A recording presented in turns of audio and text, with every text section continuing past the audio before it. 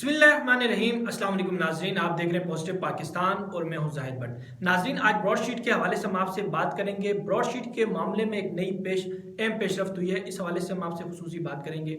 सबसे पहले तो मैं आपको बताऊं कि ब्रॉडशीट का मामला क्या है। ये तकरीबन 2 दहाइयाँ पहले हुकूमत पाकिस्तान और ब्रॉडशीट एक कंपनी है जो उस वक्त तकरीबन उसको बने हुए भी अभी कुछ 1 साल भी मुकम्मल नहीं, तो कुछ माह ही हुए थे।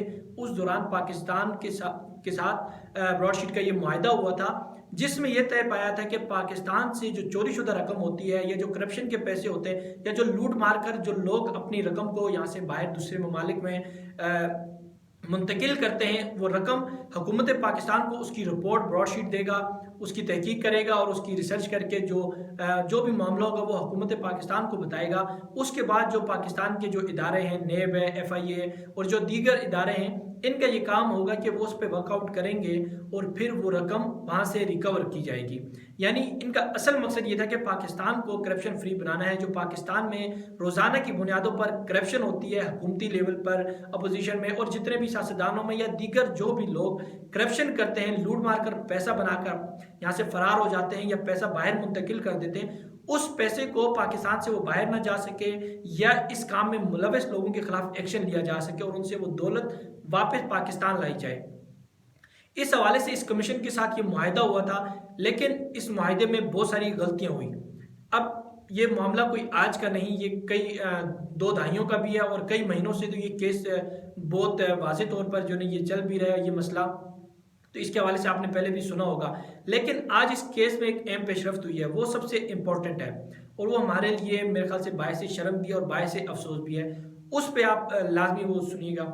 लेकिन उससे पहले मैं आपको बताऊं कि अभी हालिया कुछ माह पहले ब्रॉडशीट का मसला दोबारा से खड़ा हुआ, जिसके बाद ये मालूम हो सका कि आज तक ब्रॉडशीट ने पाकिस्तान को कोई रकम ना तो रिकवर करके दी है, ना उसने जो है ना कोई ऐसा केस फाइल किया या कोई ऐसी रिपोर्ट दी जिससे हुकूमत पाकिस्तान ने कुछ वसूल किया हो। लेकिन गुज़िश्ता 2 दहाइयों से हुकूमत पाकिस्तान ब्रॉडशीट को उसका जो कमीशन है या उसकी जो फीसेज हैं वो देता रहा है।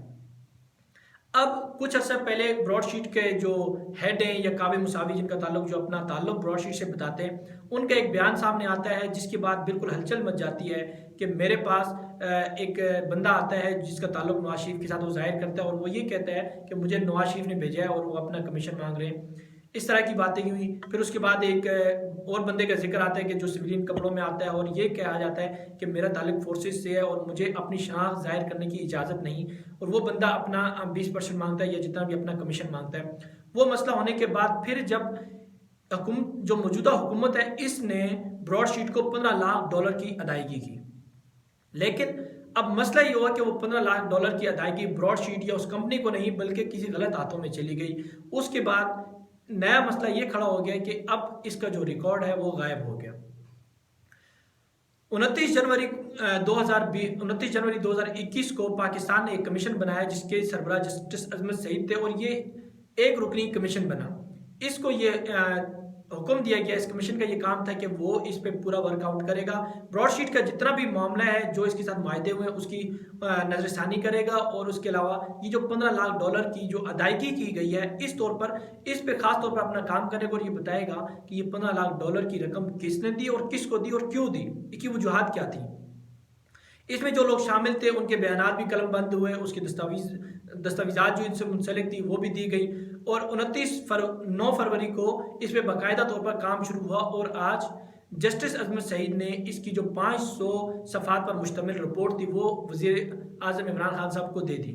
लेकिन इसमें एक और मसला जो पेश आया अब वो ये है कि इसका जो $15 लाख की अदायगी की गई थी उसका रिकॉर्ड ही मंजर आम से गायब हो चुका है।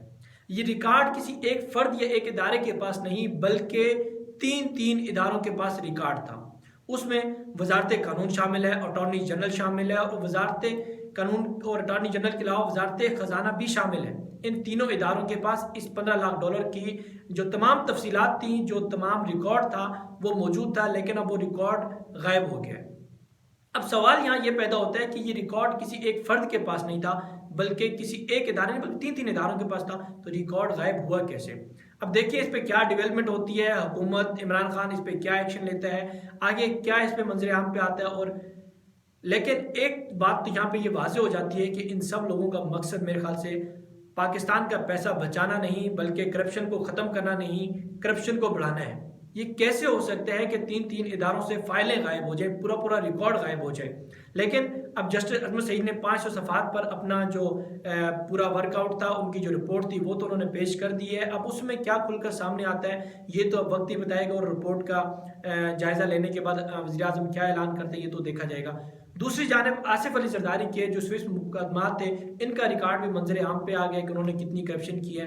अब इसमें हुकूमत क्या एक्शन लेती है, हुकूमत क्या काम करती है, अब जरदारी को जो है ना वो दोबारा से उसकी जो केसेज हैं उनको खोल के उन पर वर्क करती है या नहीं, अब ये भी वक्त बताएगा। इमरान खान साहब फिलहाल कोरोना में मुब्तला हैं और वो काफ़ी बेहतर भी हो रहे हैं, और उम्मीद है वो जल्दी रिकवर भी कर लेंगे कोरोना को। उसके बाद अब आगे क्या होता है इंशाल्लाह आपको दोबारा अपडेट करते रहेंगे। लेकिन इस सवाल पे आप ज़रूर सोचिएगा कि आखिर 3-3 इदारों से ये रिपोर्ट कैसे गायब हो गई। 3-3 इदारे इसके तमाम कागजात, डॉक्यूमेंट्स, फाइलिंग कैसे गायब कर देते हैं, इनकी वजूहात क्या हो सकती हैं। आपकी इस हवाले से क्या राय है, कमेंट में अपनी राय ज़रूर दीजिएगा। अगली वीडियो तक का हमारा इंतजार कीजिएगा और अपना बहुत ख्याल रखिएगा। अल्लाह हाफिज़।